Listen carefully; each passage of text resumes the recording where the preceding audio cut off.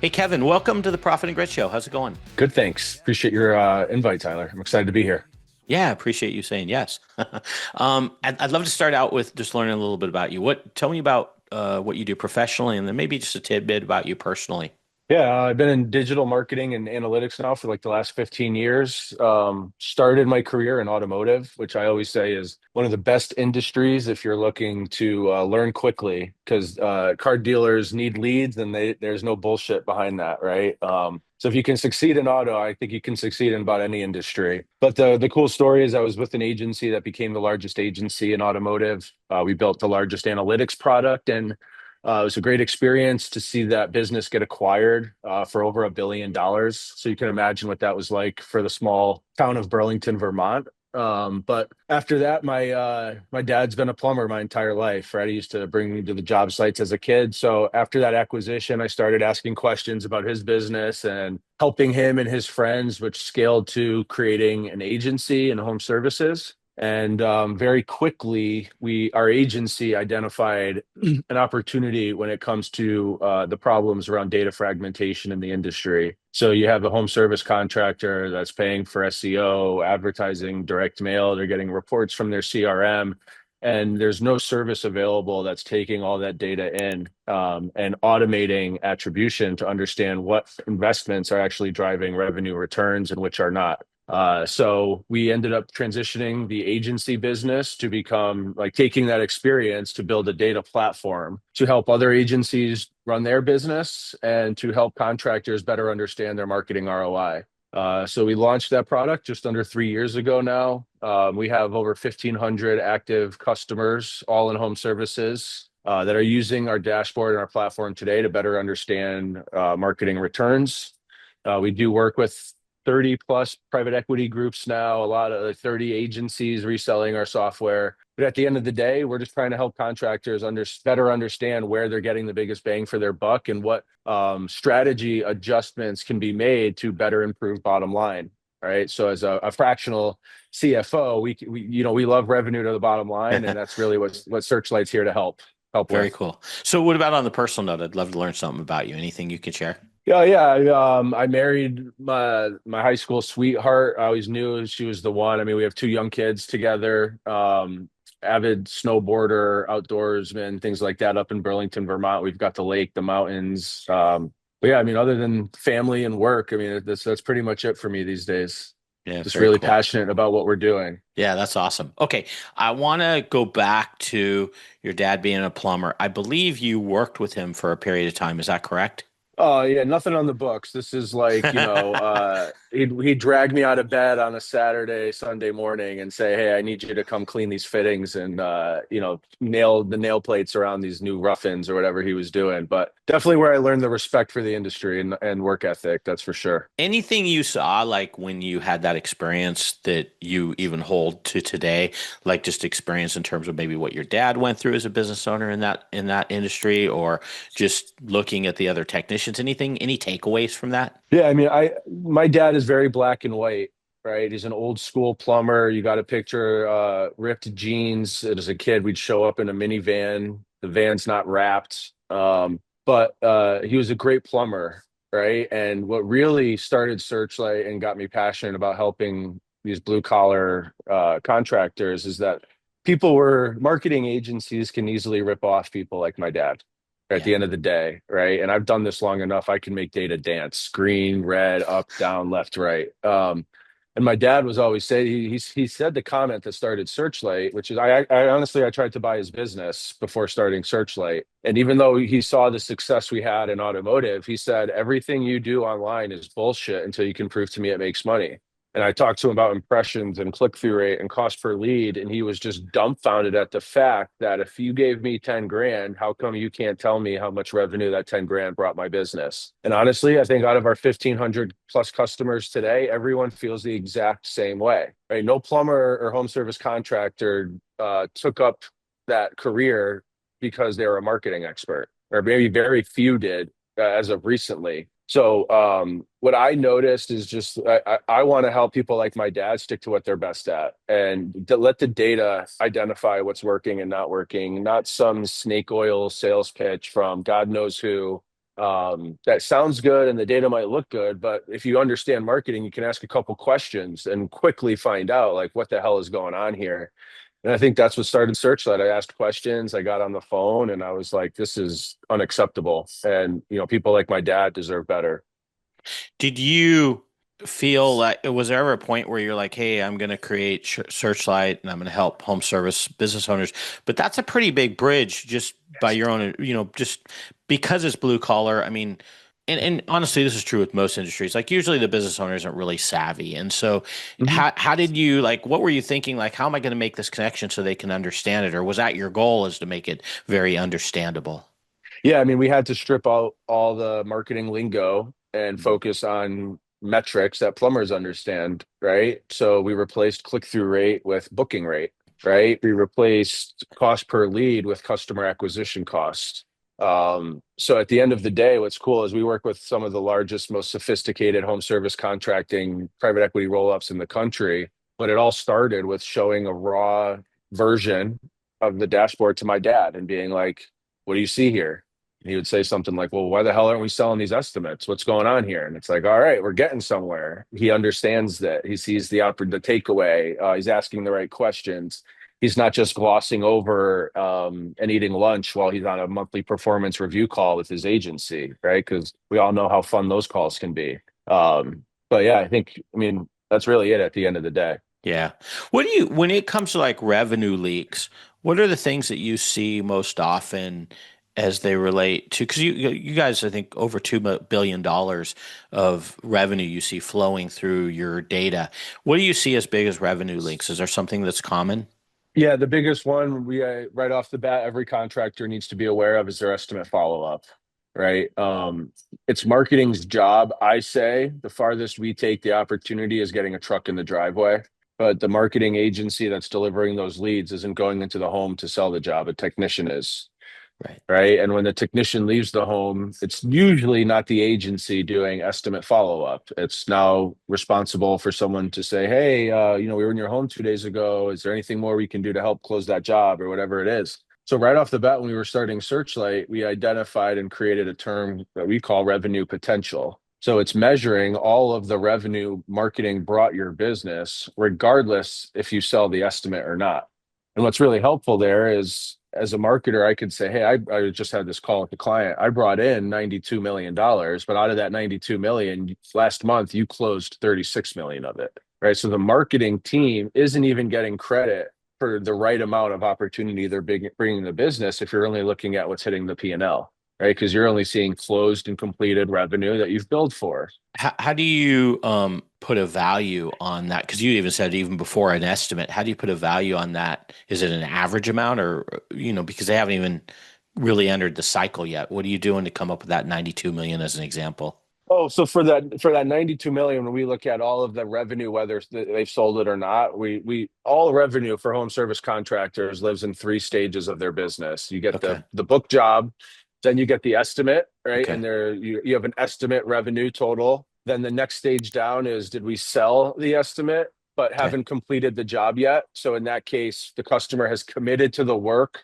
They've signed the contract, but we told the customer we can't get to the house until next week because we're busy, right? So for that period of time where they've committed to the job, but we haven't finished it, we call it, it's sold revenue. It's just not Got it. completed. And then when you complete the job and you send the invoice to the customer, I see the invoice being sent out of the CRM. So now I know the job's completed. So for that example of the 92 million, I'm looking at all of the estimate revenue, the sold revenue, and completed revenue. And then I can say, okay, the total amount of revenue you have in all three stages of your business today is 92 million. But if I look at just the revenue that you closed and completed, that number was only 36.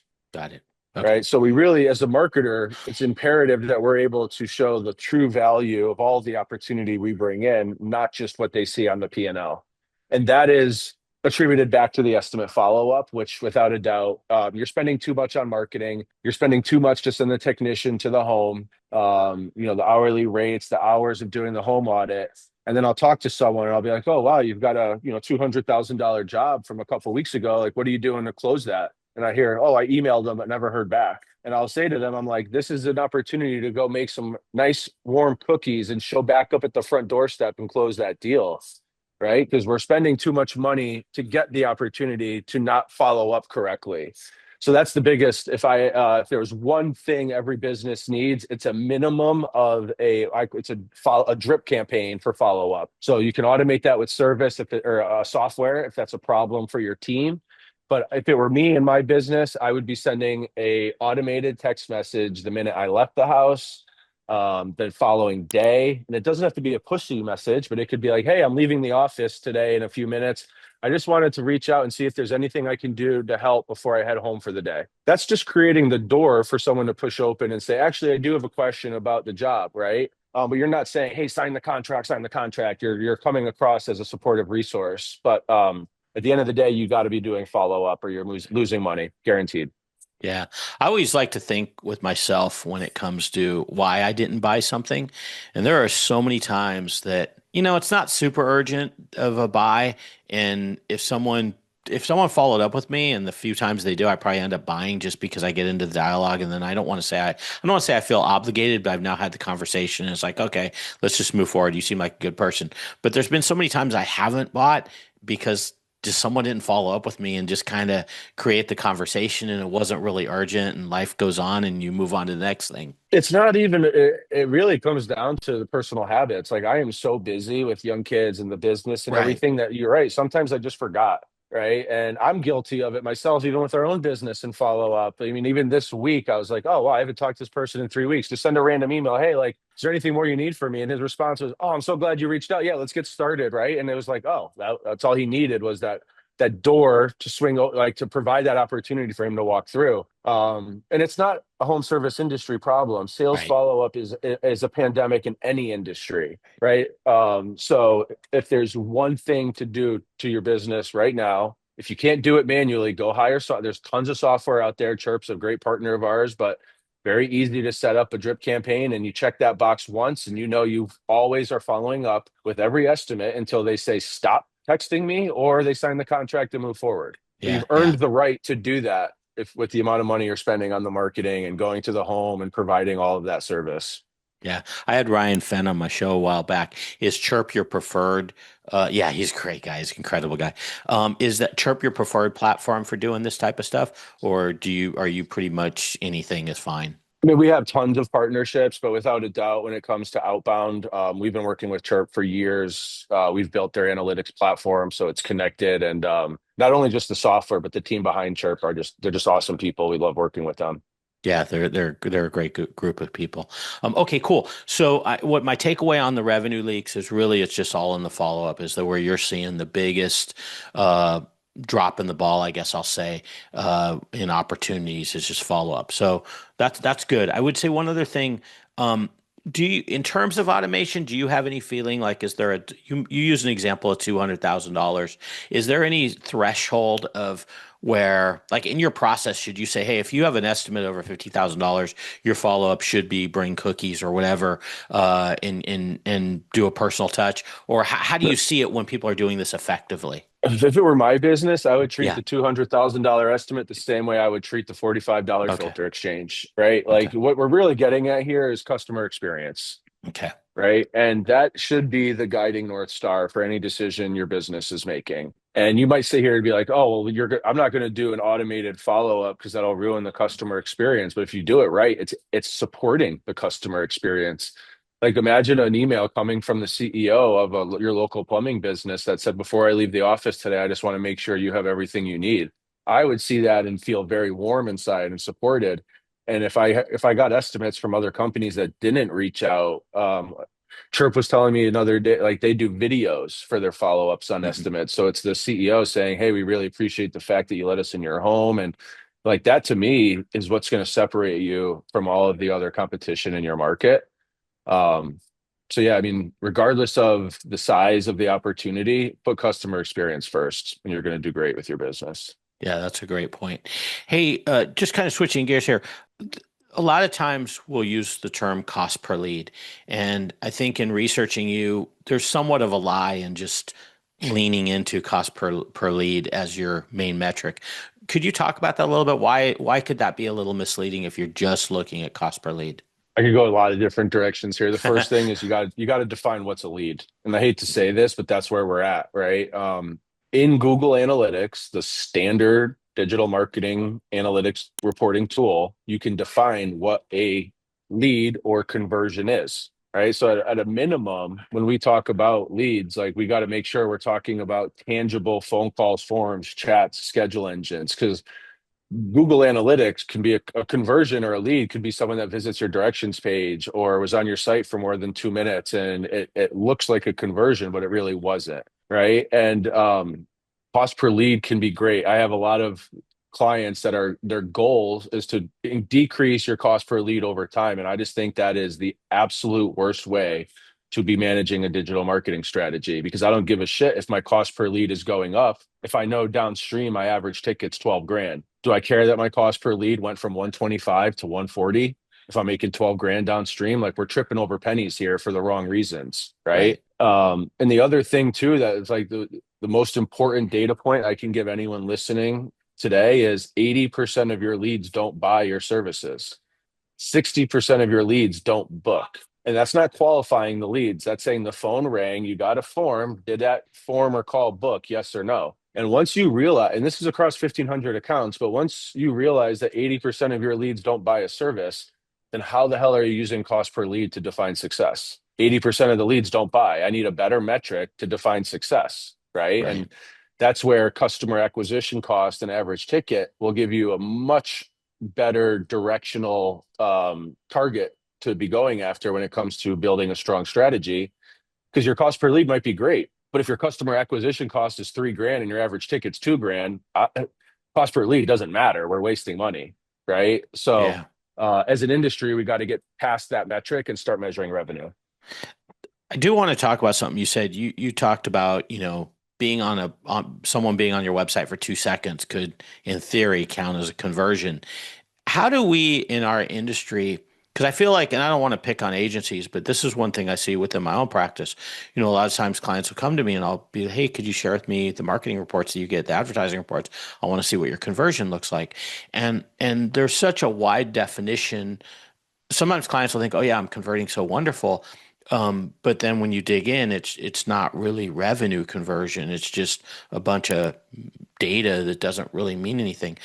What's the solution there? Like, how do you kind of get over that so that people do understand that just those reports sometimes could look really sexy, but they don't mean anything? Like, how do you handle that when you're Exactly. talking with a client? So we handled that. Well, we made a big investment into using AI to listen to every call, form, chat, and schedule engine lead coming through and tell us, was this an actual bookable opportunity in the first place? Right? Because what if 60% of my leads don't book, the next logical question for me is, well, what leads were bookable and unbookable? Right. Right? Because now I need to invest in the channels that are bringing in bookable opportunities, because the phone rang doesn't mean it was bookable. Um, and the crazy thing is we have a new product in market now that's doing this, and we're seeing it on average 50% of the leads are unbookable. They're coming from outside your service area. They're calls coming in for services that you don't offer.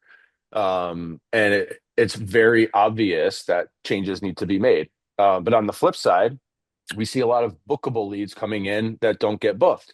So that's really great for a marketer. One of the biggest things we see all the time is quality. A bookable lead came in, but it didn't book because the CSR said no immediate assistance was available. So think about the marketer in that situation. I drove you a quality lead, and then your team said, "Sorry, we can't help you." What the hell do you want me to do as a marketer here, right? But having those examples to show our clients that like these leads were bookable from these sources, and you should invest more in those versus these leads are unbookable and you need to make changes upstream so we don't keep spending money on this. At the end of the day, that is where we're taking our entire product right now, is trying to improve booking rate across the industry, because again, only 40% of the leads book. So we got to figure out how to improve that number. When you see that 40%, does that mean is our messaging wrong? Are we using the wrong keywords? Are we in the wrong platform? Or is that just is what it is? I mean, you got the lead in the first place. So if the messaging was wrong, I don't think anyone would have called to begin with, right? Okay. Yeah. So once we get the phone to ring, now I need to know, did the phone ring and did they say, hey, will you sponsor my little league season? Or did they say, I have no hot water and I need a tech? Right? Right. Because those two calls could both come through pay-per-click channels. Very common. If you don't know, if you, the first thing you should do as a business owner is listen to your phone calls. You will listen to your advertising calls and realize a lot of these are not real opportunities. They're people calling, asking you for something. But your agency says, hey, the phone rang and now your cost per lead's going down and high five, we're getting you guys leads. And now as a business owner, we need to be able to say time out. Yeah, you got me 100 leads, but only 40 of those were real opportunities, right? And now the marketing and the operations is an obvious two-way street of accountability. So I guess that's, and I probably just didn't ask the question very well. What is the answer there when it's that 40/60? Is it obviously we're focusing on the 40% once we get them, but is there anything we should be doing to optimize to get that 40% even higher, or anything that we should be doing to get less of the 60%? Yeah, you just got to cut the investments that are pulling down the booking rate. So if I can log in and say, hey, I have six marketing channels, and under my PPC channel, I have 20 different campaigns set up for plumbing, electrical, service, drains, whatever it is. I go in and I look for what campaigns have high booking rates above my average booking rate. Those channels are working well. Then I can also identify that here's a channel that has a 10% booking rate, right? So I need to turn that off if it's not driving revenue downstream and put that revenue or that investment, the spend behind a campaign that is driving high ROAS. So the best way to improve your booking rate is to cancel investments with low booking rates and invest more in the channels that have high booking rates.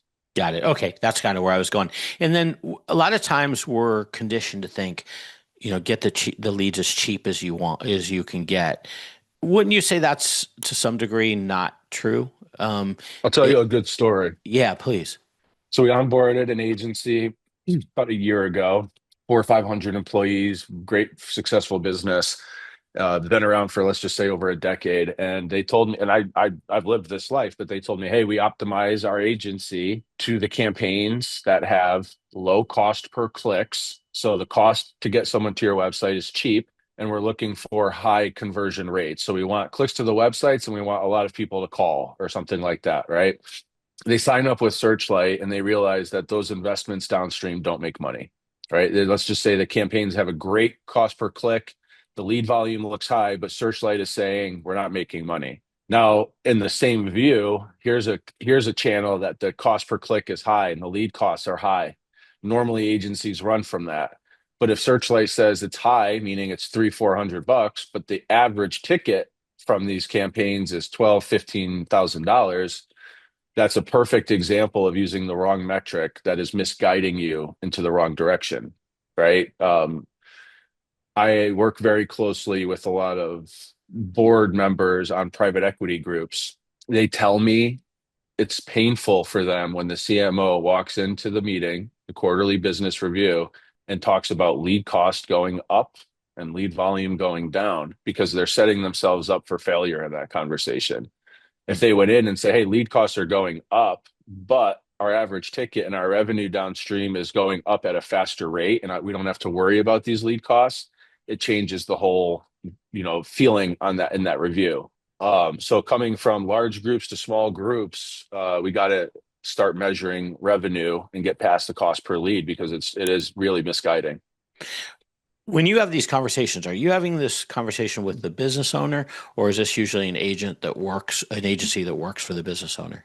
It can be both. We have like 30% of our business coming through agencies today and about 70 coming direct from contractor relationships. And when you have those direct relationships, what's the feedback you usually get? Like, are they like, "Oh, this makes total sense," or is there a period of time where you have to like it has to sink in for them? What's that conversation look like? Usually on the first call, the data goes live, we have a review. They'll tell us many times over that this is the most they've learned about their marketing in this call in the last Mm, 3 years, right? And there's a lot of those aha moments of like, oh, I always knew maybe, I always knew I should have pulled the plug or invested more here or whatever it is. But yeah, I mean, it is, our we don't, it's very rare for us to churn an account. Our churn rate is extremely low because people are getting what they're looking for out of the report. It's a low cost to enter. I mean, we solve a big expensive problem for a low cost to entry. But yeah, I mean, the feedback we get from clients is phenomenal. Yeah. So it just takes them a little while to see the difference. And then it's like, oh my, this is exactly what I was hoping to see. Because a lot of times what I'll get is everything can't be tracked. Now it depends what system they're on and CRMs and stuff. But a lot of times there's certain things that just don't get tracked, or they say, oh, it can't be tracked, the agency will say, or we're not exactly sure where this came from, so we're not sure where to give attribution, stuff like that. How do you guys solve that problem? So it's, you really, it sounds like you really are tracking literally everything. We are. As long as the customer comes through a tracked lead source, call tracking form, click to call. I mean, it's got to be some lead. If they walk into your office and say, "Hey, can I schedule a plumbing appointment for next week?" and there was no call, there was no form, no lead, I don't see that, Okay. right? So short answer, man, is our business is tracking everything, Okay. and we do it accurately because there's an event, there's a deterministic click path that we can measure and prove that this was the events the customer took before doing business with you. Got We it. have APIs built with direct mail companies. We're working with connected TV, SEO, advertising, yard signs, door hangers. You name the campaign, I can tell you if it's working or not. Okay. Are there any certain things people should be looking for where like their data could be inflated? I'll give you an example of where I'm going with this. So I once had an agency say to me, this is how we compute ROAS. And the way they were computing is they were taking like multiple years of the client's revenue. And it's like, dude, that's not the way I tend to look at it. I tend to look at it like every 90 days or so. I don't remember what I said, but it was a lot shorter Yeah, period. yeah. And they're all, well, that's not industry standard. And I'm like, well, I never heard there's an industry standard. Like, I want a more realistic thing on what my return is because I think it's misleading to use a different number like that. What are your thoughts around that? Like, That's where the beauty of being a marketing company first that built a data platform. Where I don't write code. I understand marketing. So if I had an agency say something to me like that, I would probably get on my toes and be like, lean into them a little bit on what kind of stupid idea or logic did you kind of bring to the table or define what you think industry standard is. And I think we're Searchlight's almost creating that right now, right? Like we are the standardized measuring tool or stick across all of marketing. Are we? I'm not going to say we're perfect. No one is, but sure. we've gone deeper than anyone else. We're our own worst critics, and when you've brought on 1,500 accounts, any variable or question or concern, we've seen 100 times. So there's a lot of confidence in that too, right? We've had to go toe to toe with every agency that a contractor signs up, and then they're like, "Oh, I use agency X." Well, what do you think agency X says? Is if they've never heard of Searchlight before, they're like, "Oh, Searchlight's bullshit. Let me get on the phone with them, and I'll show you that it's all wrong." And what happens is they get on the phone, we go toe to toe, and then the agency signs up with us directly on top of the relationship through their contractor. Because I mean, really, like there's nothing they're thinking of that we haven't thought of and put software behind. Because Sure. I've lived that life for 15 years. I know what they're dealing with. Sure. And the cool thing is when the data is red and the business is struggling, I don't just say good luck. I'm like, here's what you need to do to fix this, right? I know marketing well enough where we've taken businesses that were about to close down their doors and in red to having record month over month over month. And now they're celebrating $1 million months and their businesses are flourishing. But that starts with cutting waste, figuring out what's booking, what's not, where are we getting revenue, calling out the unbookable leads, right? There's no magic bullet. The best clients we have are brilliant at the basics, and that's just I will die on that hill because for 15 years I've tried creating the magic bullet. I've bought what I thought was the magic bullet, and it never turns out to be that. Yeah. Do you, and you kind of answered the question in that last statement you made, but for a company that's $5 million, when you see them go from like 5 to 10 million, what are they doing right? Or do you have some data that says, hey, to getting from 5 million to 10 million, this is what those companies are doing to scale up to that, One particularly in percent revenue improvement. generation? Sorry. That's the answer. It's 1% improvement every month, right? It's not we're going to buy the new tool and it's going to fix everything. It's okay, if booking rate today is 35%, next month our goal is to get that to 40%. And here's how we're going to do that. And if we do that month over month and we keep cutting waste and we keep finding tweaks and efficiencies, you're going to look back in 18 months and have an untouchable marketing strategy. And that's what we've helped PEs do for 2 years. And then we see them exit for over $1 billion, right? And they're using Searchlight to prove the value of their business to their buyer. They're using Searchlight to increase the profitability, the EBITDA, to cut the waste. And then I've even heard from private equity groups that businesses are worth more when they can prove that the marketing has a strong ROI. It's not just a black hole, right? Yeah. And Searchlight makes that very easy in black and white. Yeah. You said something really important a few sentences ago. You said they do the basics really well. I think that's one thing that a lot of times that I see in my own client base when clients come to me is they really oftentimes don't have those basics down, and then they're trying to put it's like kind of a weak foundation. They're trying to build on a weak Mhm. foundation, and that makes it really hard. What when a new client comes to you and where you have a direct relationship, how involved do you guys get in terms of like, hey, this is what you should be doing in terms of getting the basics really right? Do you get involved at that level? And how often do you see when the basics aren't being done right? Yeah, we do. We offer an add-on service to our data subscription that allocates a data analyst to the account now, Wow. which basically says we are now part of your team, and we're going to take control, and we're going to get on the phone with your vendors, and we are going to, with your approval, make strong recommendations of what we want to see change. And even our biggest accounts. I mean, I have examples where like some of the most successful groups in the country will onboard, and they're like, will connect to LSA, right? And LSA can drive phone calls or messages. And I'll be like, how come you got hundreds of messages and none of them booked? And they're like, well, what's a LSA message? And that what they're telling me is they don't even know that the messages are coming in. Or when I see booking rates low on forms and I'm like, what's going on here? And they're like, oh, Susie or whoever it is on maternity leave and we haven't gotten to those. And I'm like, how are we in like, this is blowing my mind because these are like successful businesses. So yeah, I mean, this isn't rocket science, right? Like if we button up those first 5, 10 things, that is going to put you in the top 1% of businesses around the country because most aren't doing the basics correctly. Hmm. It's powerful. Are there some And even industry? even the I'll even say the agencies too, man, it's scary. Like if you set up an account, there's some basic setups that you have to do for it to perform. And when we allocate a data analyst to a plumber's account, and then we look at the ad strategy, I mean, we'll pull our hair out because we're like, how we always joke, but we're like, there should be some sort of test that you need to pass to create an agency business because there's no credibility. Like there's no, you could start an agency today and just start selling it. You know what I mean? And there's no one to really keep people in check. And I really think that's important. Yeah, there's that abuse. I don't know if that's the right word. It might be too strong, but there's such a disconnect because it's such an easy entry and everybody wants more leads, more business. So I think, once they sign up with someone, they don't really understand all the technical lingo, like you said. And it's a pretty high ratio, I would say, of companies that actually provide quality service, honest, ethical, quality marketing service versus the ones that don't. Just Hmm. from what I've seen. I mean, it's even like the SEO one always kills me. Like they'll charge like $3,000 a month for SEO, and it's like to them that means like maybe optimizing your website once or something. And it's like that's not SEO. Like that. I'm sorry. I know things have changed, and maybe that's a little Oh different now yeah, with yeah. AI, No, still but the same.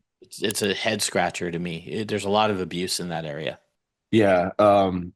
It again, to go back to the point we were talking about before, my dad doesn't know how to call that stuff out, right? But you put me on a phone with anyone, and if I hear some dumb comment, I'm just going to ask a good question.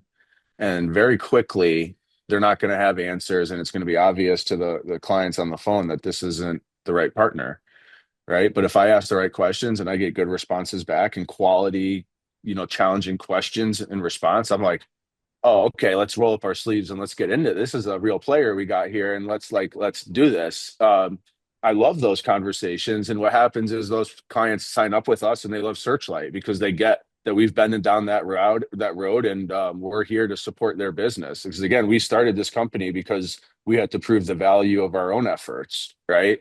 Yeah, that's good. That's good feedback. Hey, last topic I want to cover around is, and this is kind of a tough topic. a lot of times we want to grow our business. We want to hire an external agency or marketing company or software to help us. And oftentimes the problem is within the company itself, their operations and stuff. How often do you, or their marketing team or whatever, how often do you see that in what does that conversation look like when it's not necessarily the external things that are happening, but it's the internal problems? Yeah, I mean, that's where the data needs to drive that discussion. And it can't be an emotional attack on a business or a person, Right. right? But if I can show you that you got 400 qualified leads and 200 of those went unbooked because your team mismanaged them, very quickly, marketing isn't the first person to get the blame, right? And creating accountability between marketing and operations is like foundational to Searchlight because we'll get on the phone with a CMO and they're pointing fingers at operations for not booking the leads and not doing follow up. And operations is saying we're not getting enough leads from marketing, and marketing's the problem with the business. So it's very common for us to get a CMO and a GM together on a call from a large group and hash that conversation out together and get them singing from the same song sheet and the same data. And those are our best, those are our multi-year partners that are using our platform all throughout the day, right? But without that, you're left with finger pointing and you're left with passing reports back and forth that aren't even accurate. And that's just creating more distrust between the teams. Um, so at the end of the day, I think, it really does come down to accountability and letting data drive that discussion, not some gut feeling where people get emotional. Yeah. How often do you think that happens where those discussions need to happen? I mean, they should be happening a minimum of once a month. But I mean, honestly, if it were me and my business, this is our daily, weekly conversations. Okay. Right? I'd come in the morning as a contractor, I'd open up my Searchlight platform and I'd identify all of the bookable leads that we didn't book from yesterday. I'd be doing follow up. I'd be getting on the phone with marketing agencies based on previous days' performance and where I'm seeing things drop off or increase, and where is the plateau if I spend more. With Searchlight, it can be more of a mathematical equation to success and not this ambiguous art project of try this and try that and constantly tweaking it. I know what it costs me to get a paying customer. I know I need to make $200,000 this month. So now how many leads do I need to get to the paying customers? If my booking rate is X, like you can really reverse engineer this. And I think going back to my dad, black and white, that's what he needs. Not some marketing guru that's going to come in and paint this picture of, euphoria and it's all BS in 3 months. So I think, keeping it real with the data is what keeps agencies and contractors and marketing and operations grounded. Yeah, that's good stuff. How about on the sales side? Do you ever see within the data where maybe the sales team isn't as efficient in terms of closing deals or follow up?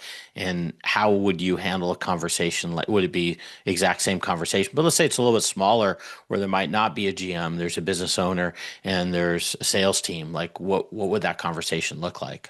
Yeah, it's going to be the follow-up conversation. And I would Okay. say if you need a somebody or something to be doing estimate follow-up until that customer signs the contract or says, stop emailing and texting me, I've moved on. Right.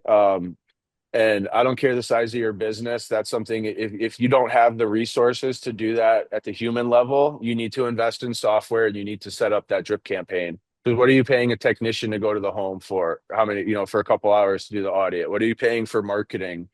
You might be five, six, seven, $800 in the hole here, and then you're not even going to protect that investment with a follow up. Yeah, And in addition to that, we're all busy. We need a little push or a reminder. So stop thinking you're going to like create a bad experience for the customer. Put a spin on it and make that follow up resourceful. Make it educational. Make it supportive. And you're going to turn a negative. You're going to turn what you think is a negative into a positive, and you're going to sell more deals, and your marketing returns are going to increase because you're doing follow up, and you're going to be providing better customer experience. And at the end of the day, I mean, that's what we're all chasing here. for sure. Hey, as we wrap up here, is there anything you're seeing trends wise that we could, give to the audience, trends, whether it be, customer acquisition cost or standards or anything that comes to mind that we could kind of share as we wrap up? Yeah, if the guiding North Star for everyone, and you got to have your booking rates accurately figured out here, but If you're getting any booking rate per campaign over 40-50%, that's a phenomenal channel and you should invest more in it. Um, I'll go back to that point earlier. 60% of your leads don't book a job and 80% don't buy. Right. So the magic bullet is using data to figure out where you're getting high booking rates and high paying customer rates. And just, I always use this term, invest where you see success. Right. People will onboard with me and they'll be like overwhelmed with all this data. And they're like, what do you do? You're a data guy. I'm like, I'm not a data guy. I'm a marketer. I don't even know how to use Excel. But for me, it's like, let's simplify this. Again, I've been programmed by my dad, who's a plumber. I just want to know, what am I paying to acquire a customer? And is my average ticket more than that? It doesn't get any easier. If it's more than that, we're making money, and I want to find the channels with the largest gaps. So the lowest customer acquisition and the highest average ticket. If you identify that channel, go spend every dollar you have until you find that plateau. That is a great source of marketing investment. While everyone else is running around using clicks and leads and throwing money into the wrong areas, this is your opportunity to really set yourself apart from making those same mistakes. Yeah, cool stuff. Hey, one last thing. Do you have like a mantra or some type of guiding principle that you live by, if you will, that keeps you grounded or focused? Yeah, I mean, the one I tell my team all the time, I always say in business, perception's reality. You can build the best product, but if people think it sucks, it sucks. And it's our job to educate them and show them it's not. But the other one I live by too is like, build fast, fail fast. Don't let perfect get in the way of great. When you're building software or any business, it's easy to get hung up in the planning and the processing and all of the concerns that can go into the next step. But for me, I just start running in a direction. And when usually have to start over and go back to the beginning, but I figure it out and I figure it out quick. And for people that are trying to build something and you're never going to get it perfect on the first time, right? If you get an MVP out or iterations, you look back down the road and you've come a long way and no one's touching you because they're still looking for perfect. Yeah, that's good stuff. Hey, so your website, searchlightdigital.io, searchlightdigital.io, and then I'll of course put your LinkedIn and then your Facebook links in the show notes. In terms of what's your is there an ideal client size that's right for you, or is it pretty much anyone in home services? Who's your ideal client? Anyone in home services that has the CRM, right? Because then Okay. I can pull the data and I can automate it. So that's kind of like the base criteria is you've got some sort of call tracking set up, you've got a CRM, and now I can pull the data I need automated. Okay, very cool. Hey, thanks, man. I really appreciate Kevin you coming on, sharing a lot of valuable advice around marketing, what data is important, things along those lines. I think really a lot of resources for people to be able to really think about their data in a different way. That's why we're here. Thanks for the Thanks, invite, man. man. Yeah, take care. I appreciate it. You too. Welcome to Profit and Grit.